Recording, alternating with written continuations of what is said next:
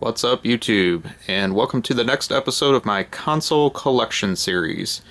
Today we're going to take an overdue look at my Super Nintendo collection, and one of the reasons I waited so long to show this is that all my box games were kind of in a state of disarray, and that I had all the boxes stored in a closet due to space, and all the cartridges were loose up until a couple weeks ago when I decided to do some remodeling and ultimately make a bunch of cuts in my Super Nintendo collection. So for a while, I was going for the full set of Super Nintendo, which is about 720 games. So honestly, it's nearly as big as the collection for original NES, which I collected a long time ago. And I thought I was going to be able to do the same for this, and ultimately I just lost interest because, believe it or not, I think there's more shovelware on the Super Nintendo than there is on the NES. And there's just so many games that I had no nostalgia for, unlike the NES games, and I said, you know what? I'm going to start curating my collection and really go for what I want to keep. So I have cut probably about 50 to 60 games out of this collection. I could probably go even a little bit more, but the side benefit of that is now I can get all these box games onto my shelving. So we're going to take a slow walk through the collection, kind of talk through some of the notable cartridges as well as the box games. But as I like to do with these console collection series videos, I like to talk about my history with the system itself and talk a little bit about the hardware. So we're actually going to start there with my two Super Nintendo systems, which are down here. So one of the things about the Super Nintendo is I did have a Super Nintendo brand new as a kid. It was my second game system after I had the original NES, and I got it actually pretty early in the Super Nintendo life. I want to say around the year 1992 is when I probably got it for Christmas. Obviously I started off with the original Super Nintendo system, which looks like this, and then later on they came out with the Super Nintendo 2 or Junior or Mini. It goes by many different aliases, which is the one on the left. So we're going to talk about my history with both of these. This is actually not my original Super Nintendo. I had the original Super Nintendo, I kept the original box, all the manuals, paperwork, all that kind of stuff. And ultimately, when the Mini came out, I thought it looked really cool. My local Funko Land got one in, and I traded in all of my original Super Nintendo with the box and everything just to get a Super Nintendo Mini, thinking that it was going to save me some space, and it was this great idea. Come to find later on, and I don't want to go too deep into it, but the video outputs of the original are actually much better than the Super Nintendo Mini, and that the Mini cannot do RGB, natively at least. So ultimately it made more sense down the line once I started getting into RGB cables to get an original Super Nintendo again, and that's how I came to get this unit itself. This one I do not have the box for, unfortunately. I'd like to get one somewhere down the line. But believe it or not, it is actually a very clean system that I got at a Goodwill probably about 10 or 15 years ago. And what's unusual about that is many of the Super Nintendos are very prone to fading, and you're going to see that with some of the cartridges in my collection. Something about the plastic that the Nintendo used on these just really wasn't very good as far as the different properties of it and how it mated together. And you'll see just like different panels of these Super Nintendos turn yellow over time. Same thing happened with the Super Famicoms, unfortunately, and so it's just kind of an unfortunate side effect of this plastic that they used. But somehow this system has escaped that, and I don't really know how. But it is very clean. I don't really see any fading issues with it, things like that. So as far as the hardware itself, it's actually kind of a boring looking console in my opinion. It's not really all that interesting. It had a few things that made it unique. I mean, it has this big chunky reset button that you push forward to reset the system. Most game consoles you push like inward. This one you actually slide it to reset the game, which is kind of interesting. And then what made the Super Nintendo 1 unique is you had to push this big button to eject the... Kind of a unique thing about the design of this one that didn't carry over into the second model. Obviously you have your two controller ports on the front, nothing crazy there, and then you have a small LED light to show that the power is on. On the back, also very basic, you've got the standard Nintendo AV cable out, which works with several different cables. There was even native S-Video that you could get for this, which was kind of cool, and it is compatible with N64 cables too, so just kind of a nice little perk of that. You got your RF in here, which hopefully nobody's using that in 2022, and then obviously your AC out here. I've also seen these be prone to get loose or break, so that's another side effect of the plastic not being so hot, but this one's in good shape. And then of course you can call the Nintendo hotline for repairs. Maybe if it turns yellow they can help you out, who knows. But ultimately this is my Super Nintendo original model, and then this is my Junior. or Mini or 2 or whatever you want to call it. Side effect of this one is you do not get a LED power light natively. I've seen a lot of people mod them so that it has that. It's one thing I don't like, but overall the footprint is quite a bit smaller than the original Super Nintendo. So you can kind of see like about how much space you save on the shelf, which is a little bit handy. Now the reset button is more traditional, just a little push button, and then you've got a slider for the power here. Overall, the back of the system looks very familiar with the RF out removed, and that just plugs into that AV in if you want to use RF just like an N64, but you need a little dongle to adapt it to work with that. So that's one way they saved a little bit of money.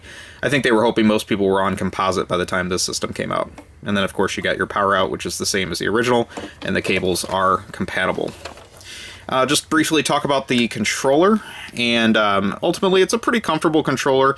I think one thing that we want to give credit to Nintendo for is ultimately I think this is the first factory controller that had shoulder buttons on it, at least, and really normalized something we have on just about any controller that you see today.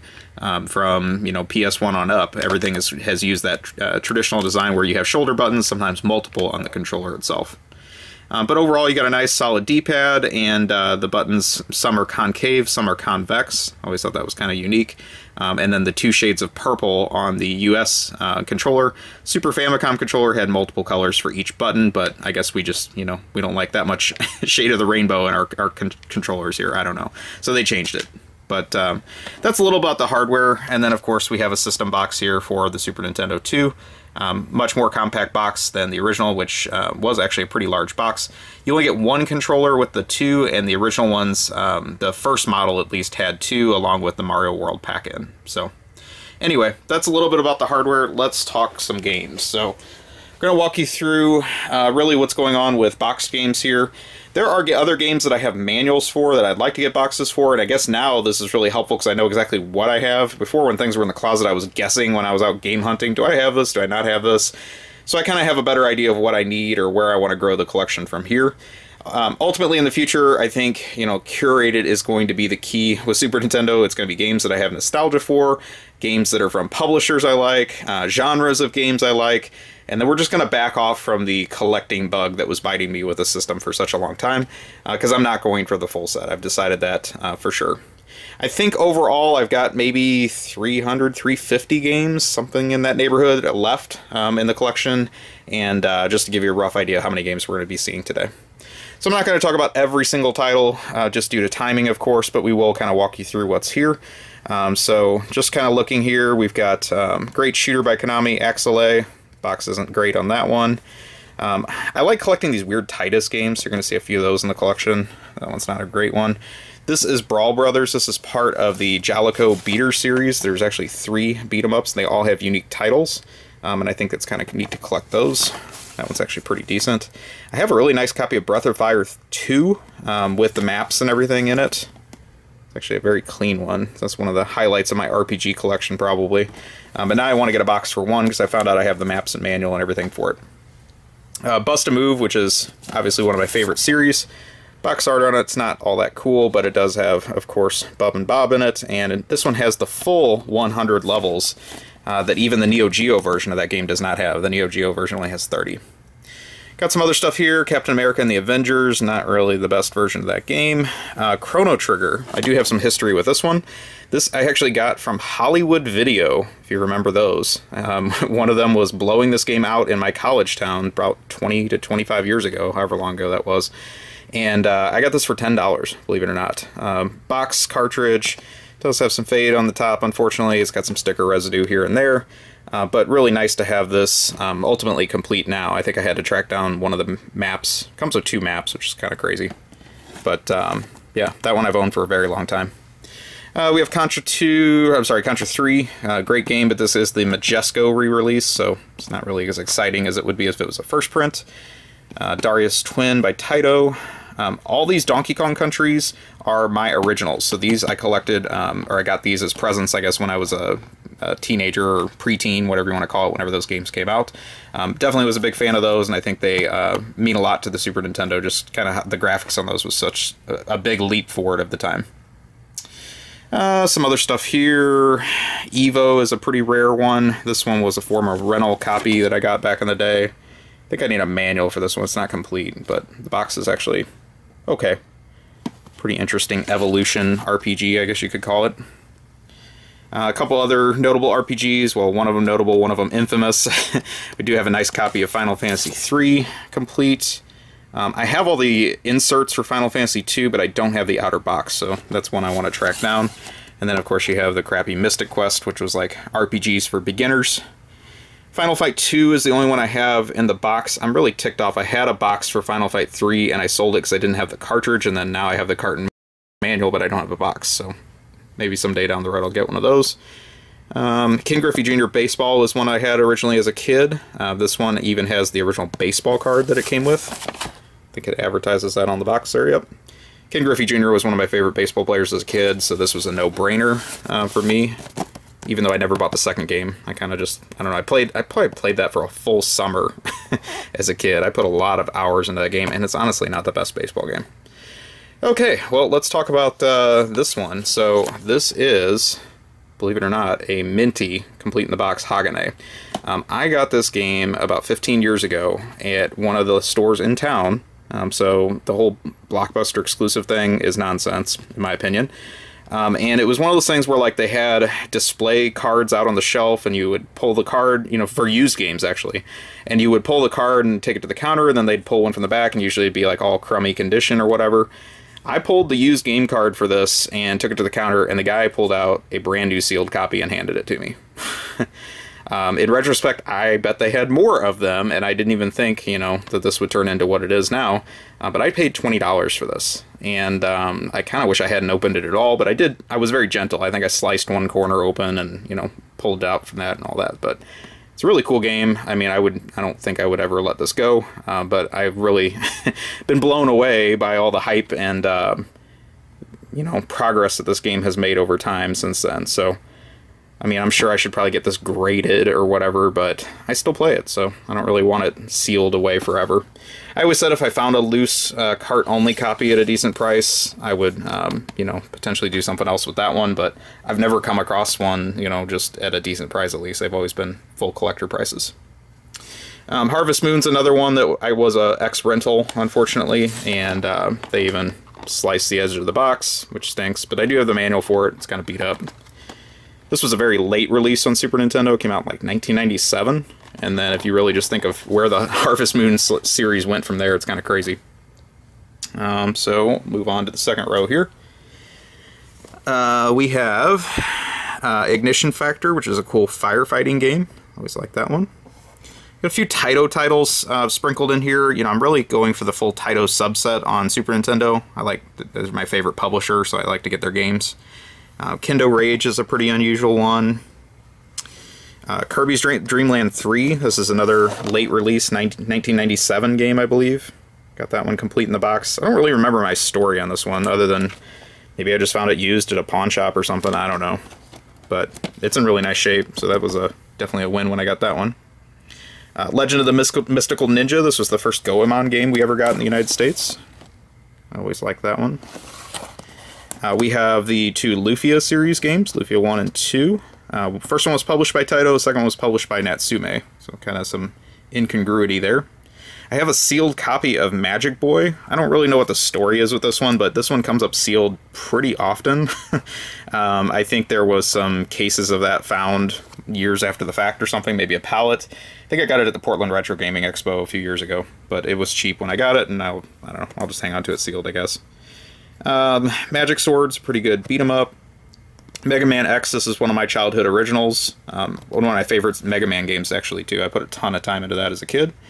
Ninja Gaiden Trilogy. I love the Ninja Gaiden series. I've talked a lot about the NES games, but unfortunately the trilogy is kind of a mess. They messed with the music and some of the play mechanics and things like that. I mean, it's got some things going for it, but ultimately it's, I don't know, it's not the best way to play the games. I'd rather just play them on NES, honestly.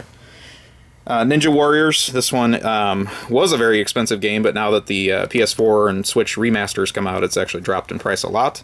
But it's a cool beat 'em up that Natsume developed using Taito's properties. On the Ball is a cool Taito game as well. It uses the Super Nintendo mouse, optionally, but just a fun screen rotation game. Oscar's another one of the weird Tidus games. Operation Thunderbolt's another cool Taito game, based on an arcade game. Peacekeepers is another one of those Jaleco beat-em-ups I was talking about. Pocky and Rocky, one of my favorite series of all time. I wish I had this one complete, but it's missing the manual and it's missing the poster. But I do have a nice cartridge and then the box. The second Pocky and Rocky complete is outrageously expensive, so I just have that one card only, unfortunately. Some more Tidus stuff. Relief Pitcher is a pretty weird baseball game. Don't see that one too often. I don't really know who would be your target audience for that, because the relief pitcher is not usually most people's favorite player, so it's kind of a weird thing to base a game on. This one is neat. This is RoboCop vs. Terminator, and it comes in this cool hard shell outer box. And then the back is just like paper inner tray or whatever. But just a very neat design to that. And then they put that game out on the Genesis, but the Genesis version just has kind of a boring normal case.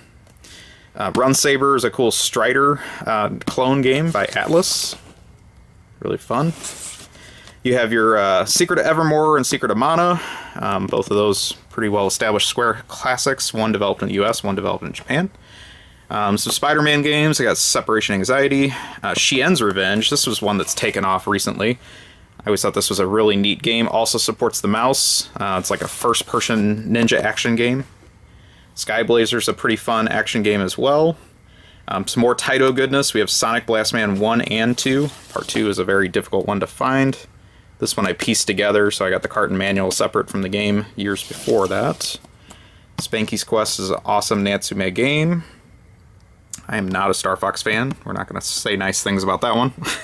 Hate if you want in the comments, but never really cared for that one. Very late Street Fighter game. We have Alpha 2 that actually came out on Super Nintendo, even though you're much better off playing that on Saturn. Sunset Riders. I just got the box and manual for this pretty recently, but I've had the cartridge for a while. It's a cool Konami arcade port. Super Adventure Island 2. This is a weird RPG by Hudson Soft, featuring Adventure Island character, action RPG, I guess I would say, but definitely deviates from the other Adventure Island games. So if you want to play a kind of a unique entry in the series, that's one to check out. Super Bomberman. This is a rare variant. This is the small box version with the full artwork on it. There's a small box version that has like partial artwork, or the back of the box is weird. Like it doesn't look like this. And then there's the big box version, which came with the multi-tap that most people see on that one. But this version is very uncommon. I don't really understand the full reason why there's 3 variants of that one, at least why there's 2 different small boxes. I think the other version of the small box was designed for rental stores. There's some weird stuff about that. I don't know if that's accurate. Super Bomberman 2 as well.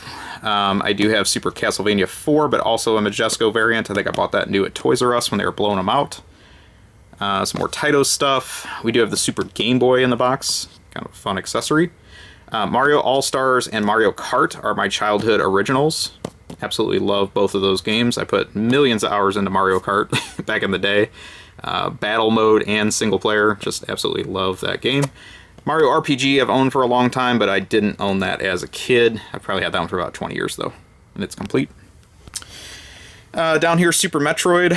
A lot of people's favorite on the Super Nintendo. I like it. I'm not addicted to it, but I appreciate what it was trying to pull off. Kind of a sleeper for a long time, and then now everybody knows it. Supernova's another Darius series game by Taito. Super Turrican, kind of a fun one. Weird RPG, Tecmo Secret of the Stars. Tecmo had to have their name on everything. It's like Tecmo Bowl, Tecmo Baseball, Tecmo Basketball, but even their RPG has to have their name on it. Thunder Spirits is a weird version of Thunder Force 3, brought to Super Nintendo, but nowhere near as good as Thunder Force 3 on Genesis. UN Squadron's a good early shooter. We have some of the Marvel stuff, War of the Gems. This is a Capcom beat-em-up. Kind of just use their engine that they used for X-Men and some of their other games. Some more Marvel stuff, Wolverine. We have the original X-Men I was just talking about. Yoshi's Island, this is literally my all-time favorite game on the Super Nintendo, and this is my childhood copy, and yes, it's very nice. I took good care of my stuff as a kid. I didn't beat it up, and I absolutely love this game, and recently I actually went back and was playing this again. I was trying to get 100% on every level, but I lost interest because I was having to replay stuff a lot, so Very, very fun game. I know you can get that on a lot of consoles now, but this was so special when it came out to me. I don't know. I just think it's a beautiful looking game. There was so much unique design with all the super chips and things like that that are in the cartridge. It just really means a lot. Ys 3, again, games on tons of different systems. Super Nintendo is probably not the best way to play it. Legend of Zelda, this is also one of my favorites on the system, Link to the Past. The box is beat to hell. I actually owned this one also as a kid, but I sold it at a garage sale. It was one of those things like I beat it, and I was like, oh, I won't ever play that again. And I'm so mad I did, because I had a nice minty copy, and now I have this beat up one to show for it. Zombies Ate My Neighbors, this is also one of my childhood copies, and it's in really nice shape. So now we'll get into loose carts. Hopefully you're enjoying the video so far. I'll try to pick up a little speed here. Just kind of zoom in so you can see what's here. So we got both the ActRaisers. I got to show this one. This is another super heavy hitter of the Super Nintendo. This is Aero Fighters, which is also known as Sonic Wings, the shooter. This cartridge I got maybe about 8 or 10 years ago. It was expensive, but nowhere near as expensive as it is now. And I hardly ever see this in the wild, even at cons, things like that. So I think it is, for whatever reason, legit rare. And some other weird stuff. Kid Cleats, you don't see that one too often. Artie Lightfoot is one of the coolest games Titus ever published. It's actually a Japanese-developed game by ASI. Really fun platformer with a lot of color. I don't think enough people talk about that one. Batman and Robin's a good platformer as well. And then the Battletoads game on Super Nintendo. Not really as notable as the NES one, but holds its own. Come down here to the next row. We have some other oddities. Sorry, let me get this other stuff out of the way. There we go. That's better. Bebe's Kids, based on the movie. Not one you see all the time. Biometal is a great shooter. It's got a thumping, licensed techno soundtrack to it. But actually is a really fun Japanese-developed shooter.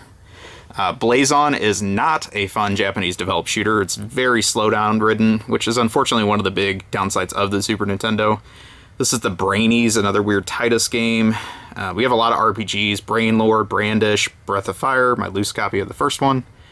And Captain Commando, which is, this was actually a pretty difficult to find later Capcom release. Good arcade version of that, or home version of the arcade. We have some of the medical games on Super Nintendo. So this is Captain Novolin. This is for diabetes awareness. This is another late 97 release. This is Casper by Natsume, based on the movie. Very difficult one to find. Also, the second Castlevania game, Dracula X. I have the manual for that one, but I'd love to get a box for that. Haven't been able to find one. We have, let's see, Chavez boxing games. Some other lesser stuff. Demon's Crest is a cool one. Doom Troopers. Dragon View. You don't hear too much about this game. This one's pretty fun.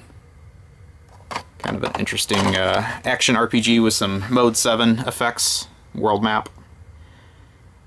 Here's my copy of Earthbound. I am shooting myself in the foot on that one a little bit. I had this brand new, complete in the big box that I paid $8 for at Best Buy back in the day. And ultimately it spiked to about 400 complete, and I sold it thinking, man, that game's never going to go higher than that. And then, well, look where it is now. So later on down the road, I bought a loose cart to replace it so I can at least play it, but I used to have that complete, which kind of kicking myself that I got rid of that. Here's my Final Fantasy II. We talked about, I don't have that one complete. Here's my other two Final Fights, including Final Fight Guy, which is the weird Blockbuster exclusive. Don't have box or manual for that one, but I'd like to. Fire Striker is a weird action puzzle game. You don't see that too often. And Flintstones, which is very high on my Taito want list for the box. Funning Games is also a very rare cartridge. It's not very fun. You have the lesser-known sequel to Zombies Ate My Neighbors, Ghoul Patrol. A few other commons. Home Improvement, based on the TV show. And Weird. Hurricanes, you don't see too often. Imperium is another uncommon shooter. Incantations, another weird Titus game. Joe and Mac 2.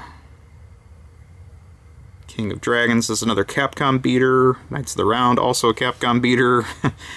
Legend, this is a neat beat-em-up by a European company that actually was really obsessed with Sega arcade games, and they tried to make their games very colorful and in the mold of those. That was the first game they ever put together, or first game they ever made, and I think it was made by 2 guys that designed that whole game. Very uncommon game. I don't know. It's very hard to Google it, too, because there's a million games that have Legend in the title, and so most people have to look it up by publisher, Legend Sega, to find it, but definitely underrated game. Here's my loose copy of Magic Boy. Mario Paint, I have the big box in the other room, but that one is also one of my childhood originals. And I have the mouse, of course. You have the cool Maximum Carnage cartridge. Here's the rest of my Mega Man. So I've got 7, X2, X3, and Soccer. Wish I had all those complete. Metal Marines you don't see too often, as well as Metal Warriors. Another good one. Got 2 more rows here. So let's see what I got here. Mr. Nuts, one you don't see too much. This one I made a video on a few years ago, and it has now finally taken off in price. I said it back then that this is a great game. This is Musya, the classic Japanese tale of horror. Takes a little bit of time to get into. It's not like an instant win or instant love, but once you do, it's a very addictive action game with a lot of cool Japanese traditional horror themes to it. Definitely am glad to see that one spike in price. I wish I had it complete. Don't even have the manual for it, unfortunately. Nosferatu is another uncommon one. Ogre Battle, also uncommon. Mine's kind of beat up, unfortunately. Packy and Marlin, that's another one of the medical games. And let's see, Phalanx, this is an underrated shooter. Has the weird artwork with the old man with the banjo. What else?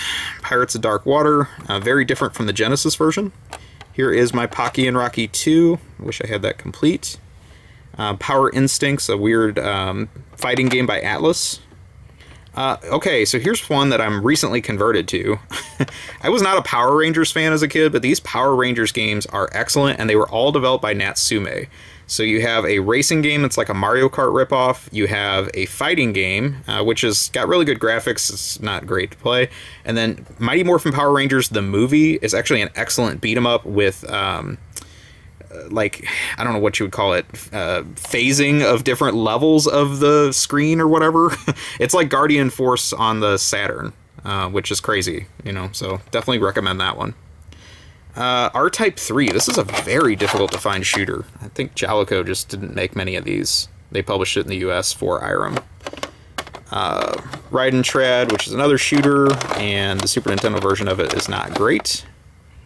We have Realm, which is another weird Titus game. Rex Ronin, another one of the medical games. Shadowrun, which is pretty cool. Sink or Swim, another weird Titus game. SOS, not to be confused with the Titus SOS game. There's 2 games called SOS. This is a very interesting Japanese-developed game. We have Soul Blazer, kind of a cool RPG. Space Megaforce is a great shooter by Compile. Sparkster, which is a lot of fun. So yeah, some pretty cool stuff on that shelf.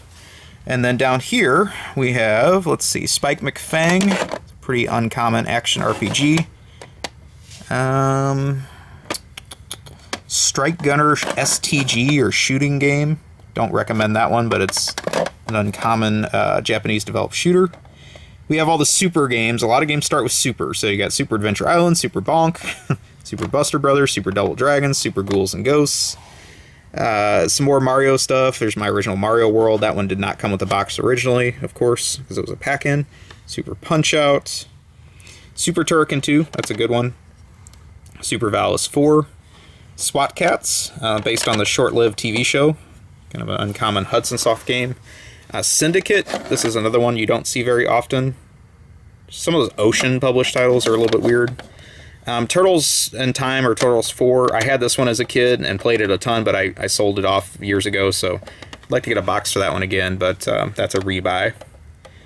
And then the last shelf here, so let's see, some pretty just uncommon stuff, nothing too crazy. You got Wildcats. Here's Wild Guns. Also got a remake. All these Natsume games are getting remakes now. Pocky and Rocky also got a remake too, I should have mentioned that also. And then just kind of closing it out, another uncommon one is Zero, the Kamikaze Squirrel. So that is really my curated... So that is really everything in the collection. Like I said, I had to make some difficult cuts, and if I had to get some more boxes, I could probably make a few more cuts.